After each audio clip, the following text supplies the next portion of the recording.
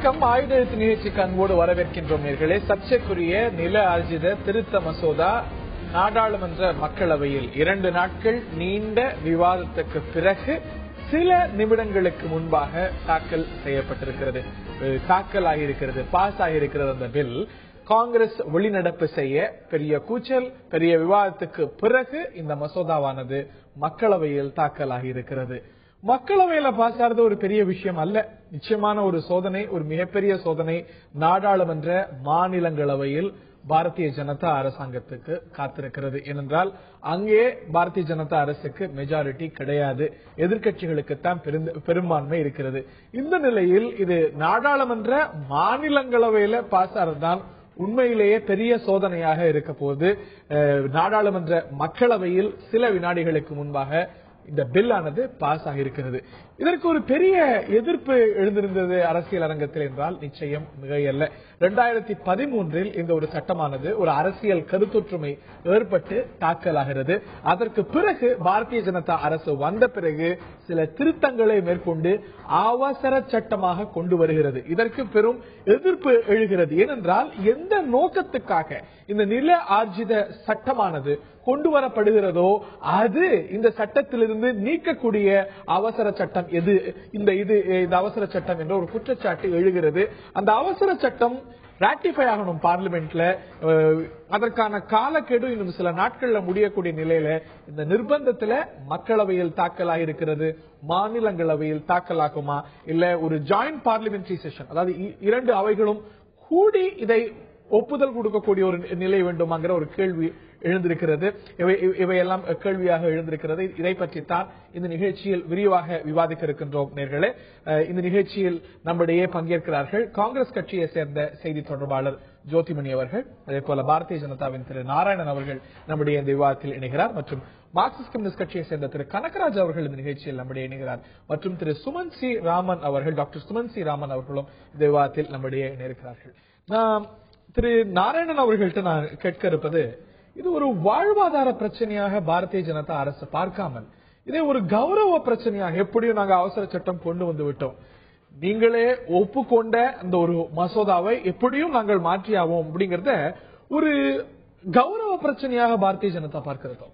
அதாவது இதை கௌரவ பிரச்சனையாக பார்ப்பது எதிர்கட்சிகள் தான், குறிப்பாக காங்கிரஸ். ஏனென்று சொன்னால் பார்க்கலன்னு சொல்றீங்க. இதை கௌரவமாக கருதுவது காங்கிரஸ் கட்சி தான் என்பதை நான் குறிப்பிட்டேன். காங்கிரஸ் கட்சியும் ஒரு உள்நோக்கம் கொண்டு பாரதிய ஜனதா கட்சியை எதிர்த்தே ஆக வேண்டும் என்று எதிர்க்கிறது. கம்யூனிஸ்டுகளும் சேர்ந்து, வெறும் காங்கிரஸ் கம்யூனிஸ்ட் சொல்ல முடியாது, பல கட்சிகள் சொல்ல போனா அவங்களுடைய கூட்டணி கட்சிகள். வருகிறேன், அந்த விஷயத்துக்கு வரேன் நான். அப்போ ஏன் இப்படி சொல்றோம்னா, இந்த 2013 இந்த பில் வந்த பிறகு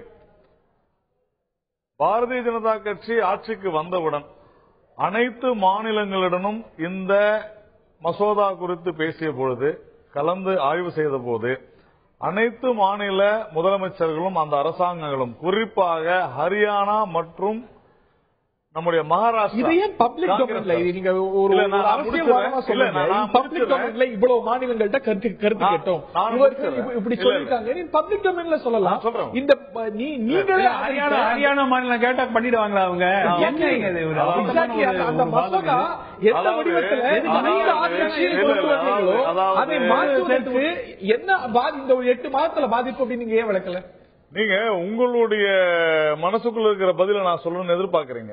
ஏனென்று சொன்னால், முதல்ல நீங்க கேள்வி கேட்கும் பொழுது பதில் சொல்ல வேண்டாம். ஒரே வரியில நான் சொல்லும் பொழுது நீங்க சொன்னது எங்களுக்கு புரிஞ்சு போச்சு, விட்டுருங்க சொல்ல மாதிரி இருக்குது. அது இல்ல, முதல்ல நான் சொல்லி முடிக்கிறேன். இல்லங்க, நான் சொல்லி முடிச்ச பிறகு நீங்க மறுபடியும் அதுக்கு உண்டான கேள்வி கேளுங்க. I will tell you. அதாவது ஹரியானா, குறிப்பாக ஹரியானா மற்றும் மகாராஷ்டிரா அரசுகள் தெளிவாக இந்த அரசாங்கத்துக்கு கடிதம் எழுதியிருக்கிறது. இன்னைக்கு பாராளுமன்றத்தில் சொல்லி இருக்கிறாங்க. நம்முடைய ஆனந்த் சர்மா, முன்னாள் வர்த்தகத்துறை அமைச்சர் சொல்லியிருக்கிறார். இதெல்லாம் ஏற்கனவே தந்தி தொலைக்காட்சியில பலமுறை நம்ம பேசி, தமிழ்நாடு சர்க்கார் பல கடிதங்களை, பல கோரிக்கைகள் என்ன தெரியுமா சொல்லியிருக்கிறாங்க?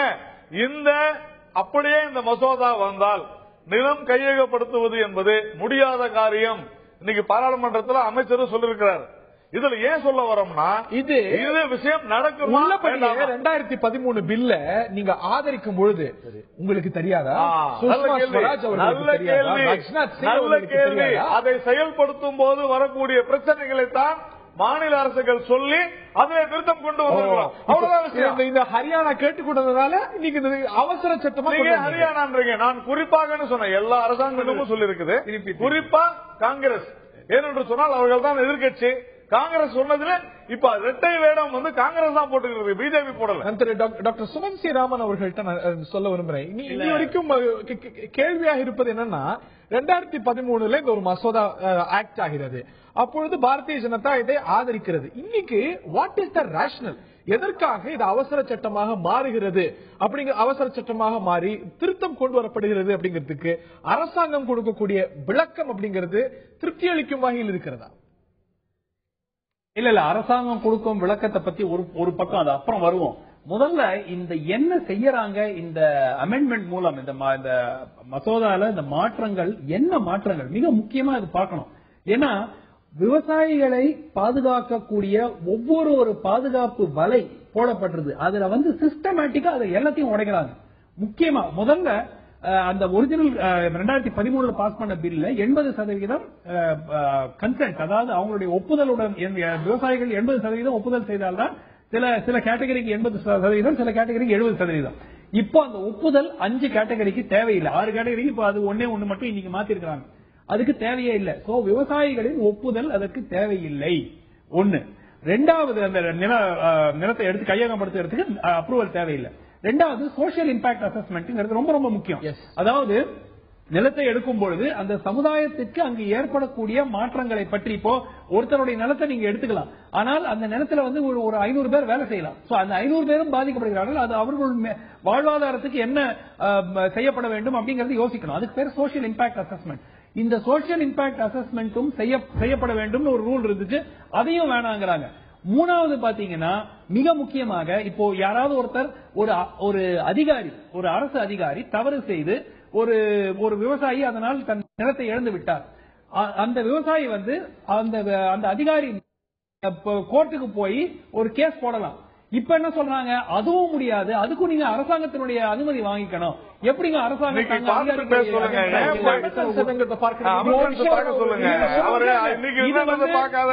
விவசாயிகளுக்கு செய்யப்படும் துரோகம் இல்லைங்க. இல்ல இதை நீங்க நீங்க சொன்ன 3 விஷயம் நீங்க அமெண்ட் பண்ணுவீங்க. என்னத்தை மாத்திட்டீங்க? அப்புறமா இல்லவே இல்ல, இதான் பொய் தான். காங்கிரஸ் வழக்கம் போல அமெண்ட்மெண்ட் செய்யப்படவில்லை. சோஷியல் இன்ஃப்ராஸ்ட்ரக்சர் நீங்க பார்லிமென்ட்ல சொல்லுங்க. முதல்ல இந்த காங்கிரஸ் சோஷியல் இல்ல, இவர் சொல்ற வேலை, இவர் சொல்ற வேலை எல்லாம் விவசாயிகளுக்கு நன்மை எல்லா விஷயங்கள் அல்ல, ஊர்வலிக்கக்கூடிய விஷயங்கள் தான் இந்த திருத்தங்கள் இருக்குது. டாக்டர் சுமந்தோடைய பார்வை ரைட், பாயிண்ட் டேக்கன். நான் திரு கனகராஜ் அவர்கள்ட்ட கேட்க வரும்போது, அரசாங்கம் சொல்லக்கூடிய ஒரு விளக்கமானது முன்னேற்றங்களுக்கு தடையாக இருக்கிறது. இந்த ஒரு மசோதாவில் இருக்கக்கூடிய மாற்றப்பட்டிருக்கக்கூடிய அம்சங்கள், இது அரசாங்கம் மட்டும் சொல்லல, பல மாநிலங்கள், இன்னும் சொல்ல போனா கேரளா உள்ளிட்ட மாநிலங்கள் எந்த கட்சி எதிர்க்கிறதோ அந்த கட்சியால் ஆளப்பட்ட நிலையில இருந்த மாநிலங்கள் இவையெல்லாம் கூட கன்சர்ன்ஸ் எழுப்பி இருக்க இது அவசியமாகிறது. அதாவது ஒரு விஷயம் நீங்க ஆரம்பத்துல இருந்து பாத்தீங்கன்னா, இப்ப முதல்ல நாராயணன் சார் சொன்னாரு, அது காங்கிரஸ் கம்யூனிஸ்டுகள் எதிர்க்க வேண்டும் என்பதற்காக சொல்றாங்க. RSS வெஸ்ட் பெங்கால் பிரிவு இதை கடுமையா எதிர்த்திருக்கு. ஸ்வதேசி ஜாகரன் மன்ச் தன்னுடைய கடுமையான பார்வையை வைத்திருக்கிறது. சிவசேனா ஒரு பதிவு போன மாசம் இருந்த விஷயத்தெல்லாம் சொல்லிட்டு இருக்கீங்க. இன்னைக்கு எல்லா எங்களோட அலையன்ஸ் பார்ட்டிஸ் அதுக்கு ஓகே சொல்லுங்க. பிரின்சிபல் இந்த விஷயங்களுக்கு, இந்த மாற்றங்களுக்கு உங்களுடைய ஐடியாலஜிக்கல் பிரதர்ஸ் அண்ட் சிஸ்டர்ஸ் மாற்றம் இருக்கிறது. எஸ் திரு கனகராஜ் தொடருங்க. LJP எதிர்ப்பு தெரிவிச்சிருந்தது, PJD எதிர்ப்பு தெரிவிச்சிருந்தது. பெரிய அளவுக்கு அவங்க சொல்லியிருக்காங்க. நான் என்ன சொல்ல விரும்புறேன்னா, நிலக்கரி ஒதுக்கீடு விஷயத்தில் கடந்த காலத்தில் சில மாநிலங்கள் இப்படி ஒதுக்கீடு செய்யணும்னு சொன்னாங்க, ஃபர்ஸ்ட் கம் ஃபர்ஸ்ட் சர்வ்னு சொன்னாங்க அப்படின்னு சொல்லித்தான் விட்டாங்க. ஆனா அதை இன்னைக்கு ரத்து செய்ததன் மூலமாக கிட்டத்தட்ட 1 லட்சம் கோடிக்கு அரசாங்கத்துக்கு வருமானம் வருது என்று சொல்லப்படுது. அதுல UPAவும் செஞ்சது, NDAவும் செஞ்சது. 2 பேருமே ஃபர்ஸ்ட் கம் ஃபர்ஸ்ட் சர்வ்னு சொன்னாங்க. மாநிலங்கள் சொன்னபடிதான் செஞ்சோங்கிறது கடந்த முறை யுபிஏ அரசாங்கம் சொன்ன விஷயம். பட் இன்னைக்கு அது ரத்து பண்ண பிறகு 90,000 கோடி ரூபாய் இன்னைக்கு வந்திருக்கிறதாக சொல்றாங்களே. அது அலைக்கற்றையில் 90,000 அதே போல நிலக்கரியில் கிட்டத்தட்ட நாங்க 2 லட்சம் கோடி வரை போயிருவோம்னு சொல்றாங்க. இது ரெண்டுமே கடந்த காலத்தில் சில பேர் கேட்டாங்க, சில பேர் போனாங்க என்று சொன்னதன் அடிப்படையில் செய்யப்பட்டதுதான் இப்போது ரத்து செய்யப்பட்டிருக்கிறது. சார் சொன்னாரு, நாங்க சில அமெண்ட்மெண்ட் எல்லாம் கொண்டு வந்திருக்கோம். இந்த அமெண்ட்மெண்ட் எல்லாம் ஏற்கனவே ஒரிஜினலா இருந்ததை இவங்க மாத்தினது. அதை எதிர்த்து ஒரு போராட்டம் வந்த பிறகு சில விஷயங்களில் ஒரு தங்களுடைய கூட்டணி கட்சிகள் தங்களுடைய முகத்தை பாதுகாப்பதற்காக சில அமெண்ட்மெண்ட்டும் நாங்களும் செஞ்சதுக்காக செஞ்சிருக்கோம் சொல்லியிருக்காங்களே தவிர அடிப்படையில் இருக்கக்கூடிய ஒரு விஷயம், அடிப்படையாக எந்த மாற்றம் இல்லை. அடிப்படையான விஷயம் என்பது நீங்க விவசாயிகளுடைய ஒப்புதல் பெற வேண்டும் என்பது. இரண்டாவது விஷயம், அந்த நிலத்தை சார்ந்து வாழ்கிறவர்கள், நிலத்தை சொந்தமாக வைத்திருப்பவர் மட்டும் இல்ல, குத்தகை சாகுபடி செய்பவர்கள், விவசாய கூலிகள், அது தொடர்பான வியாபாரத்தில் இவர்களோடு வியாபாரத்தில் இருக்கக்கூடியவர்கள், இவர்களுக்கெல்லாம் காம்பன்சேஷன் என்பது நிவாரணம் என்பது கடந்த இதுல இருந்தது. இதுல இல்ல. சார் சொல்றது மாதிரி ஸ்பெஷல் எக்கனாமிக் சோன்லையும் நாங்க இது மாதிரிலாம் சொல்லும் போது ஒரு விஷயத்துக்காக வருவோம். நம்ம இட் இஸ் 3:1. அதனால உங்கள்கிட்ட ஒரு சுமன் சார் சொன்னது ஒரு சீரியஸான விஷயம். நான் என்ன செய்யறேன், என்ன கேட்கிறேன், இப்போ ஒரு இங்க இருக்கக்கூடிய மஹிந்திரா சிட்டி அது ஸ்பெஷல் எக்கனாமிக் சோன்ல ஸ்பெஷல் எக்கனாமிக் ஜோன் விஷயத்தை இன்னும் இல்ல அதுல ஸ்பெசிபிக்கா ஒரு ப்ரொவிஷன் இருந்த பிறகு ஸ்பெஷல் எக்கனாமிக் சோன்ல வேலை பார்க்கறவங்களுக்கு தான் இங்க வீடு கட்டி கொடுக்கணும், அதுவும் வாடகைக்கு தான் கொடுக்கணும், குத்தகைக்கு தான் இருக்கணும்னு சொல்றதை வித்துட்டாங்க.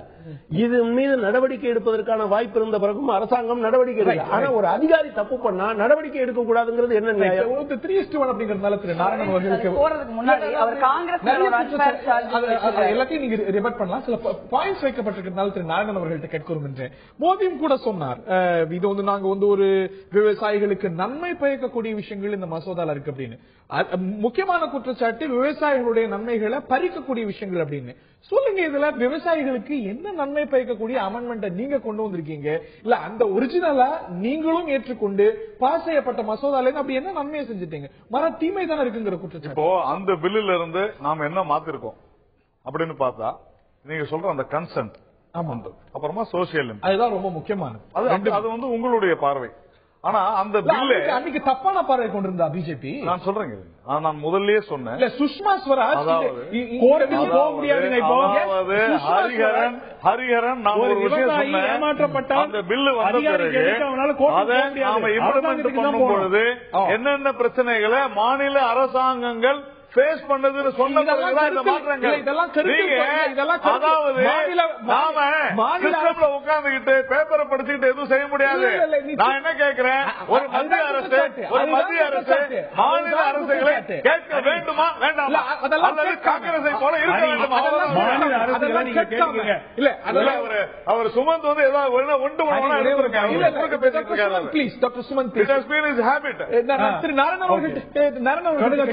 நீங்க முடிங்க. குறுக்க பேசவே மாட்டேன். நான் நிச்சயமா வரேன். நீங்க இதெல்லாம் பேப்பர் பார்த்துட்டு வெறும் கம்ப்யூட்டர் பார்த்துட்டு இதெல்லாம் வெறும் பேப்பரை பார்த்துட்டு வெறும் கம்ப்யூட்டர் பார்த்துட்டு தான் இந்த அமெண்ட்மெண்ட்ஸ் எல்லாம் வேணும்னு சுஷ்மா ஸ்வராஜ் என்னென்ன விஷயங்கள்லாம் நீங்க நீக்கி இருக்கீங்களோ இதெல்லாம் சுஷ்மா ஸ்வராஜும் ராஜ்நாத் சிங்கும் கேட்டார்களா? மை டியர் சார், ஒரு அரசாங்கம் சொல்லுகிறது இதற்கான ஆய்வுகளை செய்தோம், இதெல்லாம் விஷயம்னு. நாம் அரசாங்கம் சொன்னதை பார்த்து கலந்து ஆலோசித்து சரி என்று சொல்கிறோம். இதுதான் நடைமுறை. நான் என்ன கேட்கிறேன், அரசாங்கத்துக்கு பொறுப்பு இருக்கு, ஆனால் அது சரியாக ஆய்வு செய்யப்படவில்லை, இம்ப்ளிமெண்ட் செய்யப்படக்கூடிய அளவில் இல்லை என்று அனைத்து தரப்பினாலும் ஏற்றுக்கொள்ளப்பட்ட காரணத்தினாலே இங்கே நம்முடைய இன்ஃப்ராஸ்ட்ரக்சரை வளர்க்கணும் என்ற காரணத்தினால் செய்யப்பட்டுள்ளது. ஒரு சிறிய இடைவெளி எடுக்கணும். நிச்சயமாக காங்கிரசுடைய பார்வையும் இது சார்ந்து விரிவாக கேட்கப்படும். இதற்காக இதை கொண்டு வந்ததில் யூபிஏ சர்க்காருக்கு மிக முக்கியமான ஒரு பங்கு இருக்கிறது. அதே வேளையில இது சார்ந்த விவாதம் நடந்து கொண்டிருக்கக்கூடிய சூழ்நிலையில இதற்கு இன்ஸ்ட்ருமெண்டலாக யாரை யூபிஏ ப்ரொஜெக்ட் பண்ணியதோ ராகுல் காந்தி அவையில் இல்லை அப்படிங்கறதும் குறிப்பிடத்தக்கது. பிரிட்டிஷ் காலத்து நில ஆர்ஜித முறையை மாற்றக்கூடிய நில ஆர்ஜித சட்டம் 2013 நிறைவேற்றப்பட்டது. அதற்கு பிறகு பாரதிய ஜனதா அரசாங்கம் வந்த பிறகு இதில் மாற்றங்கள் கொண்டு வரப்பட்ட ஒரு அவசர சட்டம் நிறைவேறியது சில மாதங்களுக்கு முன்பாக. அந்த ஒரு அவசர சட்டம் நாடாளுமன்ற இரு அவைகளாலும் ராட்டிஃபை செய்யப்படணும், ஒப்புதல் வழங்கப்பட வேண்டும். மக்களவை இந்த விவகாரத்தை 2 நாட்களாக விவாதித்து மக்களவையில் சற்று நேரத்துக்கு முன்பாக இந்த மசோதாவானது, இந்த அவசர சட்டத்துடைய இதுவானது நிறைவேறி இருக்கிறது. மாநிலங்களவையில் உண்மையிலேயே மிகப்பெரிய சோதனை அரசாங்கத்துக்கு காத்திருக்கிறது. எதிர்க்கட்சிகள் இந்த திருத்தங்களுக்கு, இந்த மாற்றங்களுக்கு எதிர்ப்பு தெரிவிக்கின்றன. எந்த நோக்கத்துக்காக இந்த ஒரு சட்டம் நிறைவேற்றப்பட்டதோ அவற்றை பறிக்கக்கூடிய அவசர சட்டம், மாற்றங்கள் என்பது எதிர்க்கட்சிகளுடைய குற்றச்சாட்டு. அரசாங்கம் இல்ல, வளர்ச்சிக்கு இவையெல்லாம் தடையாக இருக்கிறது, ஆகையினால் இந்த மாற்றங்களை செய்கின்றோம் என்று சொல்கிறது. இந்த எதிர்ப்பில் நியாயம் இருக்கிறதா? அரசாங்கம் சொல்வதில் நியாயம் இருக்கிறதா? வாழ்த்து வருகின்றோம். நான் ஜோதிமணி அவர்கள்ட்ட முதற்கட்ட பார்வையை கேட்க இருக்கின்றேன். அவருடைய பார்வை, இன்னும் அரசாங்கம் சொல்லக்கூடிய விஷயம், மாநிலங்கள் இந்த சட்டத்தினால் நடைமுறையில் பல யதார்த்த சிக்கல்கள் இருக்கின்றன அப்படின்னு சொல்லுது. அது வெறும் மற்ற மாநிலங்கள், வெறும் பாரதிய ஜனதா ஆளக்கூடிய மாநிலங்கள் மட்டுமல்ல, காங்கிரஸ் ஆளக்கூடிய மாநிலங்கள், ஆனந்த் சர்மா உள்ளிட்டோர் இன்னைக்கு இந்த அரசாங்கம் என்ன சொல்கிறதோ அதே தான் உங்களுடைய முன்னாள் அமைச்சர், காங்கிரஸ் கட்சியை சேர்ந்த ஆனந்த் சர்மா உள்ளிட்டோரும் பார்வையாக கொண்டிருக்கிறார்கள். So is that not justified என்று கேட்க? ரொம்ப சிம்பிள். இப்ப வந்து வெஸ்ட் பெங்கால் இன்னைக்கு இருக்கிற கவர்மெண்ட்ல, வெஸ்ட் பெங்கால் கவர்மெண்ட் அல்ல, அஸ்ஸாம் கவர்மெண்ட் அல்ல, ஜம்மு அண்ட் காஷ்மீர் கவர்மெண்ட், 32 மாநிலங்கள் இருக்கிற ஊர், 29 மாநிலங்கள் இருக்கிறப்ப வெறும் 2 மாநிலம் தான், irrespective of party. This is not about யாரா இருந்தாலும், யாரா இருந்தாலும் நான் சொல்றேன், whether Congress, BJP or anything. So issues about இது வந்து விவசாயிகளோட, உங்களுடைய கட்சி ஆளக்கூடிய மாநிலத்துக்கு இந்த விஷயத்துல பொறுப்பு இல்ல அப்படின்னு சொல்லலாம். இல்ல, எங்களுடைய கட்சி ஆளக்கூடிய மாநிலங்கள் கர்நாடகா அவங்க அப்போஸ் பண்ணல, கேரளா அவங்க அப்போஸ் பண்ணல, உமன் சாண்டி என்ன நிலைப்பாடு எடுத்திருக்காங்க? உமன் சாண்டி வந்து அப்போஸ் பண்ணல, அவர் முதல்ல இருந்தே அவங்க ப்ரோவா தான் இருக்காங்க. அவங்க அதுக்கு அப்ப மகாராஷ்டிரா எங்க கவர்மெண்டே கிடையாது. அவங்களுடைய கன்சிடரேஷன் எல்லாம் எடுத்து தான் அந்த பர்சன்டேஜ் பிக்ஸ் பண்றப்ப டாக்டர் சுமன் சொன்ன மாதிரி எல்லாருடைய கன்சிடரேஷன் எடுத்து இண்டஸ்ட்ரியோட கன்சர்ன் தான் ஆனந்த் சர்மா ரெப்ரசென்ட் பண்றாரு. அனைவருடைய கன்சர்ன், ஏன்னா அவர் காமர்ஸ் மினிஸ்டர், அவரு அமைச்சர் வந்து இண்டஸ்ட்ரியோட கன்சர்ன் ரெப்ரசென்ட் பண்றாரு. ஒவ்வொரு மினிஸ்டரும் அந்த மினிஸ்டரோட தான் பண்ணுவாங்க. என்விரான்மென்ட் மினிஸ்டர் என்விரான்மென்ட் மினிஸ்ட்ரியோட கன்சர்ன் வைக்கும், ரூரல் டெவலப்மென்ட் ரூரல் எல்லாரோட கன்சர்ன் ஒவ்வொரு நிமிஷம். That's what I am saying, everyone is people, so you can't neglect anybody. So இது வருது. இது ஏன் வருது அப்படின்னா, ஒரு சின்ன ஒரு நீங்க இன்டரப்ட் பண்ணாம you need to give 2 minutes to me.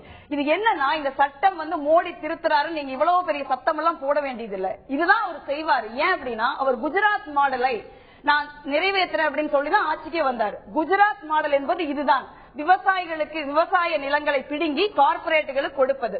ஏன்னா இதுக்கு ஒரே ஒரு எக்ஸாம்பிள்,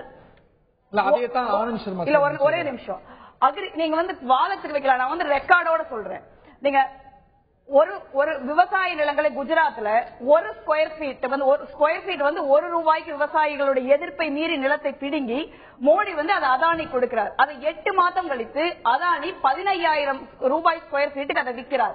இத வந்து சிஏஜி, அதே சிஏஜி 2GS சொன்ன அதே சிஏஜி மோடியும் அதானியும் சேர்ந்து ₹25,000 கோடி ஊழல் செய்திருக்காங்கன்னு எழுதியிருக்காங்க. இது வந்து குஜராத் மட்டும். இது வந்து இந்த சட்டம் வராதுக்கு முன்பு ஒரு எக்ஸாம்பிளா நான் சொல்றேன். இதே பிரச்சனை உத்தரப்பிரதேசத்துல மாயாவதி அரசாங்கம், அவங்க வந்து கார்பரேட் கொடுக்கலனா கூட அரசுங்கிறதுக்காக நிலத்தை ரோட் டெவலப்மெண்ட்டுக்காக பண்றோம்னு சொல்லி ரோட் டெவலப்மெண்டோட எக்ஸ்டென்ஷனான பகுதி கார்பரேட் கொடுக்கறாங்க. பட்டாப்பர் சொல்லி விவசாயிகள் போராட்டம் வெடிக்குது. சிங்கூர்லயும் நாம் பார்த்தோம். irrespective of கவர்மெண்ட் வந்து விவசாயிகள் மிகப்பெரிய போராட்டத்தை இந்தியா முழுக்க நடத்துறாங்க. காரணம் என்னன்னா, இது வந்து ஒரு பிரிட்டிஷ் காலத்துல கொண்டு வந்த நிலம் பறிப்பு சட்டம். இது வந்து நிலம் கையகப்படுத்தும் சட்டம் அல்ல. சோ இப்ப அதை கொண்டு வர்றப்ப வந்து விவசாயிகளுக்கு இப்ப வளர்ச்சி நம்ம சொல்றப்ப இன்னைக்கு வந்து 60% விவசாயிகள் வந்து 60% மக்கள் இந்தியால விவசாயத்திலும் விவசாயம் சார்ந்த தொழில்கள் தான் இருக்காங்க. இதுல வந்து நீங்க பிசினஸ் பாத்தீங்கன்னா, இப்ப கரூர்ல பிசினஸ் இருக்கு, திருப்பூர்ல பிசினஸ் இருக்கு. ஒவ்வொரு பிசினஸும் 2 லட்சம் பேருக்கு லோக்கல்ல வந்து வேலை கொடுக்குறாங்க. இப்ப அவங்க எல்லாம் யாரும் போய் விவசாய நிலத்தை புடுங்கிட்டு வரல. கரூர்லயும் திருப்பூர்லயும் நிலத்தினாலும் வளர்ச்சி பாதிக்கப்படல. இந்த சட்டம் வந்து நீங்க சொல்ற மாதிரி நிலம் கையகப்படுத்தும் சட்டம் மட்டுமல்ல, இது right to fair compensation, transparency, rehabilitation and resettlement act. நிலம் கையகப்படுத்துவதில் நியாயமான இழப்பீடு, வெளிப்படைத்தன்மை, மறுவாழ்வு, மறுகுடியமர்த்தலுக்கான உரிமைக்கான சட்டம். இதுல இது இப்ப எதுவுமே இதுல நான் வாசிச்ச எதுவுமே கிடையாது. இது வந்து வெறும் வந்து நிலம் பறிப்பு சட்டமா இருக்கு. ஒரு நிமிஷம், அவர் சொல்றாரு அசஸ்மெண்ட் ஆக்ட் வந்து நாங்க பாக்கல அப்படின்னு சொல்லி நம்ம அமெண்ட்மெண்ட் கொண்டு வரணும். நீங்க ஒரு ஆளை கொலை பண்ணிடுறீங்க, அதுக்கப்புறம் நான் லிவர் அடிக்கல, நான் வந்து கிட்னி அடிக்கலன்னு சொல்றது எவ்வளவு அபத்தமோ அவ்வளவு அபத்தம் வந்து ஒரு விவசாயிகளை வந்து படுகொலை செய்கிற ஒரு சட்டத்தை வந்து மோடி கொண்டு வந்துட்டு நாங்க வந்து திரு சுமந்த் இந்த சட்டத்தில் இருக்கக்கூடிய முக்கியமான ஹார்ட் அண்ட் சோல் எடுக்கப்பட்டிருக்கிறது அப்படிங்கறதா எதிர்கட்சியோட குற்றச்சாட்டு. உதாரணத்துக்கு நிலம் கையகப்படுத்தப்பட்டு 5 வருடம் அது பயன்படுத்தப்படல அப்படின்னா அதை திருப்ப கொடுக்கணும் அப்படின்னு சொல்லுது 5 வருடத்துக்கு பிறகு. ஆனா அந்த ஒரு ப்ராஜெக்ட் முடிகிற அந்த ஒரு டைம் அப்படின்னு வரிய மாற்றி என்ன நோக்கத்துக்காக இந்த சட்டம் கொண்டு வரப்படுகிறதோ அதனது நோக்கம் இந்த திருத்தங்களால் சிதைக்கப்படுகிறதுங்கிற குற்றச்சாட்டுல முகாந்திரமும் நியாயமும் இருப்பதா பார்க்கிறீங்களா? இல்ல, நிச்சயமா அதுல ஒரு நியாயம் இருக்கு. அதுக்கு முன்னாடி ஹரி, இன்னைக்கு ஒரு செய்தி ஒண்ணு வந்திருக்கு. பாத்தீங்கன்னா அரசு ஹோம் மினிஸ்ட்ரி வந்து இன்னைக்கு ஒரு ஸ்டேட்மெண்ட் கொடுத்திருக்காங்க. 12 மாநிலங்களில் 106 மாவட்டங்கள் மாவோயிஸ்ட் பிரச்சனையால் பாதிக்கப்பட்டிருக்கிறது. இந்த பிரச்சனைக்கு மிக முக்கிய காரணம் நிலத்தை வந்து விவசாயிகளுக்கு நிலம், ஏழைகளின் நிலம், டிரைபல்ஸ் உடைய நிலங்களை வந்து அரசாங்கம் எடுத்துக்கிறது. இது வந்து 2 விஷயம். ஒன்னு வந்து சட்ட ரீதியாக என்ன இருக்கிறதுங்கிறது ஒரு புறம் இருக்கட்டும், அதனுடைய இம்ப்ளிமெண்டேஷன். ஒரு நிலத்தை வந்து கையகப்படுத்துறோம் அப்படின்னு ஒரு நோட்டீஸ வச்சுக்கிட்டு அந்த நோட்டீஸ வச்சு அந்த லேண்ட வந்து பிரைவேட் டெவலப்பர்ஸ் வாங்குறாங்க. அதுக்கு பிறகு அந்த அக்விசிஷன் நோட்டீஸ வித்ட்ரா பண்றாங்க கவர்மெண்ட். அதுக்கு பிறகு ரீகிளாசிஃபை பண்றாங்க.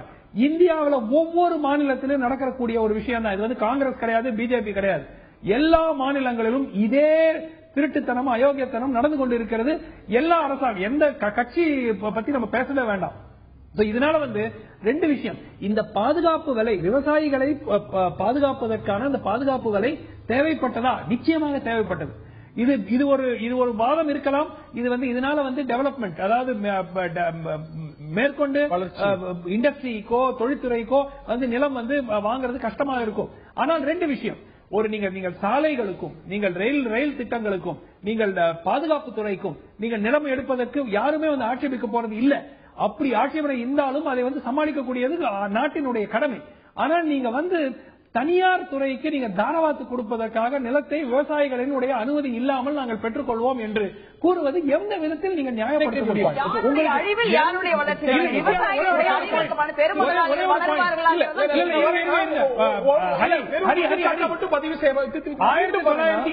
ஒரே ஒரு 1960ஆம் ஆண்டிலிருந்து இன்று வரை 35% அதிகமான கையகப்படுத்தப்பட்ட நிலத்திற்கு முழு நஷ்ட ஈடு கொடுக்கப்படவில்லை. கிட்டத்தட்ட லட்சக்கணக்கான ஏக்கர்கள் பொது பணிக்காக தனியார் ரியல் எஸ்டேட் கம்பெனியிடம் ஒப்படைக்கப்பட்டது. அந்த வார்த்தை திரு கனகராஜ் அவர்கள்ட்ட கேட்கணும். ஒரு குற்றச்சாட்டு என்னன்னா, இந்த ஸ்பெஷல் எக்கனாமிக் ஜோனுக்கு கொடுக்கப்படுது. ஆனா அதுல அந்த நிலங்கள் எல்லாம் ரியல் எஸ்டேட்டுகளாக மாற்றப்படுகின்றன அப்படிங்கிற ஒரு குற்றச்சாட்டு இருக்கிறது.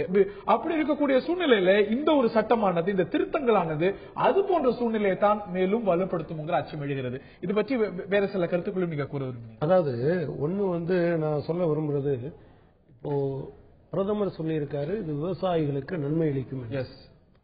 இந்த இவங்க கொண்டு வந்த எந்த அமெண்ட்மெண்ட் எந்த வகையில் விவசாயிகளுக்கு நன்மை அளிக்கும் என்று நாராயணன் சார் சொன்னார்னா நல்லது. நாங்குநேரி உங்களுக்கு தெரியும், இன்னைக்கு வர அந்த இடத்துல புதிய எந்த தொழிலும் வரல. விவசாயிகளிடம் பெறப்பட்ட நிலம் அது வந்து அது என்னது கைட்லைன் வேல்யூல பெறப்பட்டது. ஆனா இன்னைக்கு வர அது எப்படி இருக்குன்னு தெரியும். இங்க நான் மஹிந்திரா சிட்டியே சொல்றேன், அது ஒரு ஸ்பெசிபிக்கான பர்பஸுக்காக கொண்டு வரப்பட்டது. என்ன ஸ்பெசிபிக் பர்பஸ்னா, ஸ்பெஷல் எக்கனாமிக் ஜோன்ல இருக்கிற கம்பெனியில வேலை பார்க்கிற தொழிலாளிகளுக்கு குடியிருப்பதற்கான வீடு கட்டுவதற்கான இடம். அதை யாரும் அந்த டைட்டில் மாற்றம் செய்ய முடியாது. ஆனா இப்போ மஹிந்திரா சிட்டி அதை தனியாருக்கு இன்னொரு டைட்டில் மாத்தி அப்புறம் தனிநபர்கள் அதுல வீடு கட்டி கொள்வதற்கான ஏற்பாடும் செய்யப்பட்டிருக்கிறது. 12/8/2014 தமிழ்நாடு சட்டமன்றத்தில் சமர்ப்பிக்கப்பட்ட சிஏஜி அறிக்கையில் இது டீடைலா இருக்கு. நீங்க இப்படி ஒரு சட்டமெல்லாம் இருக்கும் போதே இவர்கள் மீறுகிறார்கள் என்றால், சட்டம் முழுவதையும் இந்திய நாடு முழுவதும் ஸ்பெஷல் எக்கனாமிக் ஜோன் ஆக்டும் அதே போல இவங்க கொண்டு வந்த சாகர்மாலா திட்டம், இது ரெண்டையும் நீங்க எடுத்து பாத்தீங்கன்னு சொன்னா அநேகமாக நிலத்தை சாகர்மாலா திட்டத்துக்கு அரசு தனியார் நிலங்கள் முழுவதும் தனியார் கம்பெனிகளுக்கு ஏகமாக கொடுக்கப்பட்டிருக்கிறது. இப்ப இந்த அரசாங்கம் அதே போல நீங்க மும்பையில இருக்க இன்னும் ஒரு 2 மாசம் கழிச்சு பேசுவோம். மும்பையில இருக்கக்கூடிய 22,000 மெயினான இடத்துல இருக்கக்கூடிய நிலங்கள் ஜவஹர்லால் நேரு போர்ட்டுக்கும் மும்பை போர்ட்டுக்கும் சொந்தமான நிலங்களை தனியாருக்கு கொடுப்பதற்கு ஏற்கனவே அவங்க பேசிட்டு இருக்காங்க. நிறைய குற்றச்சாட்டுகள் வைக்கப்பட்டிருக்கிறது. அவர் கேட்கக்கூடிய அடிநாதமான கேள்வி, மோடி சொல்லக்கூடிய விவசாயிகளுக்கு ஆதரவான இந்த அமெண்ட்மெண்ட்ஸ் எங்கே என்று. அதாவது உங்களுடைய கேள்விக்கு பதில் சொல்வதற்கு முன்னால் நம்ம ஜோதிமணி அவர்கள் ஒரு விஷயம் சொன்னார். அதாவது குஜராத்ல அதானி விஷயம் மோடி அவர்கள் பயங்கரமா கொடுத்துட்டாரு. சிமன்பாய் பட்டேல்னு ஒரு முதலமைச்சர் இருந்தார், காங்கிரஸ் முதலமைச்சர். அவர் 4000 ஏக்கர் 10 பைசா ஒரு ஸ்கொயர் மீட்டருக்கு அதானி குழுமத்துக்கு 1998 இருந்து கொடுத்துக்கிட்டு இருக்காரு. அதற்கு பிறகு வந்த நான் முடிச்சிடறேன். அதற்கு பிறகு வந்த காங்கிரஸ் ஆதரவில் அமைந்த சங்கர் சிங் வகேலா ஆட்சியில 2400 ஏக்கர் கொடுத்திருக்காங்க.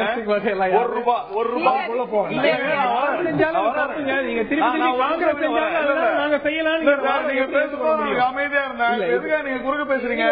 பிஜேபி யாரும் பேசக்கூடாதுன்னு நினைக்கிறீங்களா? இல்ல நீங்க பாட்டு குறுக்க பேசிட்டு இருக்கீங்க. Always trying to interfere. This is wrong. This is not fair. I was when you spoke, right? Go ahead. It doesn't mean that you were right always. Go ahead. It is not like that. Go ahead. காங்கிரசினுடைய ஆதரவில் நடந்த அந்த ஆட்சியிலும் ₹1 square மீட்டருக்கு நிலங்கள் அளிக்கப்பட்டது. அதற்கு பிறகு வந்த நரேந்திர மோடி அவர்களுடைய ஆட்சியில் அதானிக்கு 2000 ஏக்கர் வரையில் கொடுக்கப்பட்டது. ₹15 ஸ்கொயர் மீட்டருக்கு கொடுத்தாங்க. எங்க கொடுத்தாங்கன்னா பூஜ் என்று சொல்லக்கூடிய பூகம்பம் ஏற்பட்ட அங்கே விவசாயமும் செய்ய முடியாது, வீடுகளும் கட்ட முடியாது, அந்த இடத்துல துறைமுகம் கட்டுவதற்காக லட்சக்கணக்கான வேலை வாய்ப்புகளை உருவாக்குவதற்காக கொடுக்கப்பட்டது என்பதை பதிவு செய்ய விரும்புகிறேன். ஒரு நிமிஷம் நான் சொல்லணும் இல்லையா? ஏன்னா எதுக்கு எடுத்தாலும் அதானி இதெல்லாம் இல்ல மறுக்க முடியுமா? மறுக்க முடியாது. இல்ல எதற்கு எடுத்தாலும் ஏதோ அதானி தவறு. அது செய்தது காங்கிரஸ். ஒன்று. இரண்டாவது மோடி காங்கிரஸ் இருந்தார். சிமன்பாய் பட்டேல் இல்லையா? சிமன்பாய் பட்டேல் இல்லையா? எப்படி பாருங்க, நீங்க தெரியாத பேசக்கூடாது.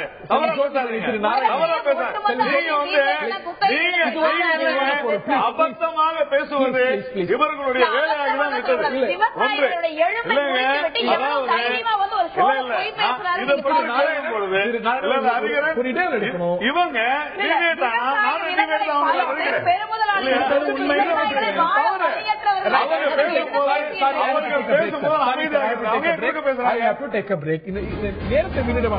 நேரத்தை வீணாக்க வேண்டாம். நம்ம விவாதத்துடைய பொருள் நில ஆர்ஜித மசோதா பத்தி, அதை பத்தி பேசாம வேறு பல விஷயங்கள் பத்தி 20 பேசிட்டு இருக்கோம் அப்படிங்கிற ஒரு சந்தேகம் இருக்கிறது. நில ஆர்ஜித திருத்த மசோதா நாடாளுமன்ற மக்களவையில் நிறைவேறி இருக்கிறது. இதுதான் செய்தி. மாநிலங்களவையில் நிறைவேறுமா இல்ல ஒரு கூட்டம், அதாவது 2 அவைகளும் கூடித்தான் இதை நிறைவேற்ற வேண்டிய ஒரு சூழ்நிலை வருமா? அது சரியானதா? பல கேள்விகள் எழுந்திருக்கின்றன. இந்த அடிப்படையான சில விஷயங்களுக்கு தான் பதில் பெறணும்னு நினைக்கிறேன். நீ நிச்சயமா வச்ச குற்றச்சாட்டுகளுக்கு பதில் சொன்னீங்க. இதை தாண்டி இந்த மசோதால 2013 நீங்க சப்போர்ட் செய்து, நீங்க வரவேற்று சப்போர்ட் செய்த இந்த ஒரு மசோதால இருந்த பல விஷயங்களை மாற்றீங்க. உதாரணத்துக்கு விவசாயிகள்ட்ட இருந்து நிலம் கையகப்படுத்தப்படுகிறது. 5 வருஷத்துக்கு பயன்படுத்தலன்னா திருப்பி கொடுக்கலாம். ரொம்ப நியாயமான ஒரு விஷயம். நீங்க வரவேற்ற ஒரு விஷயம், சுஷ்மா ஸ்வராஜ் வரவேற்ற விஷயம். இன்னைக்கு அதை எடுக்கிறீங்க.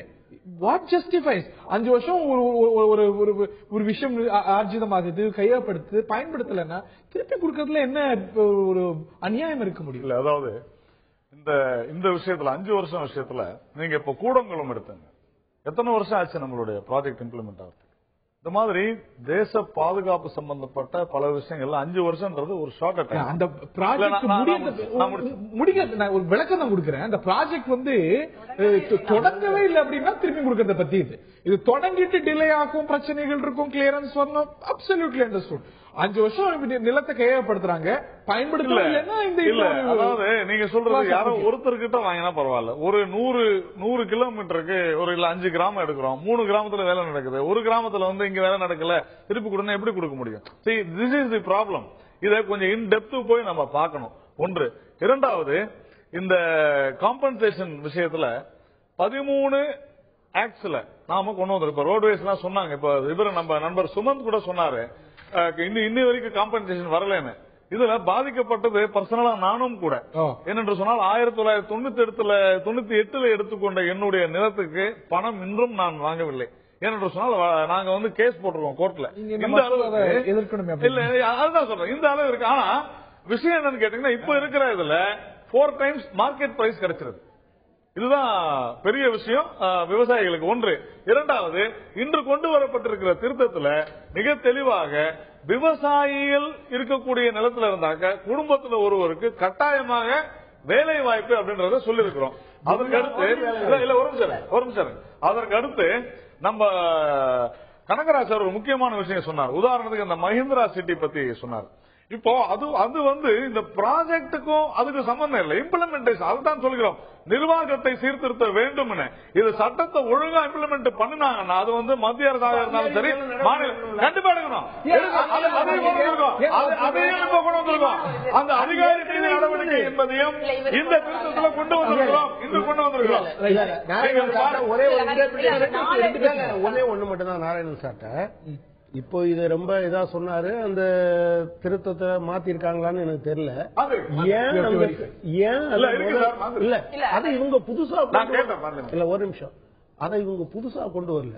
ஏற்கனவே இருந்ததை இவங்க எடுத்துட்டாங்க. இப்ப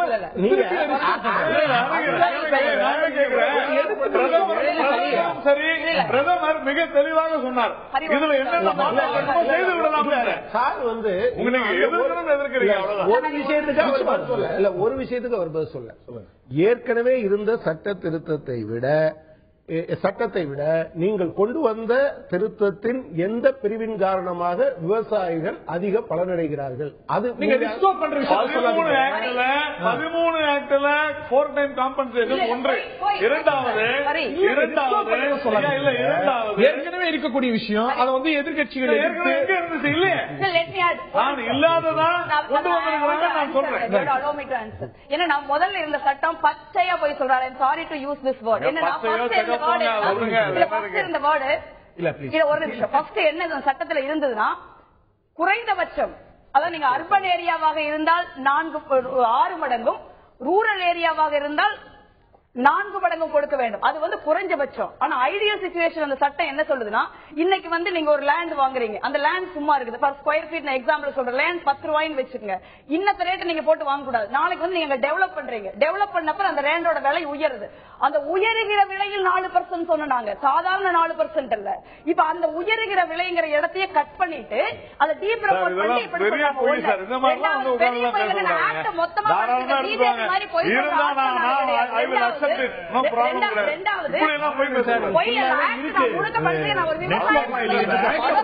ஒழிக்க வேண்டும் என்ற உங்க அசிங்கமா இருக்கு நீங்க பேசுறது.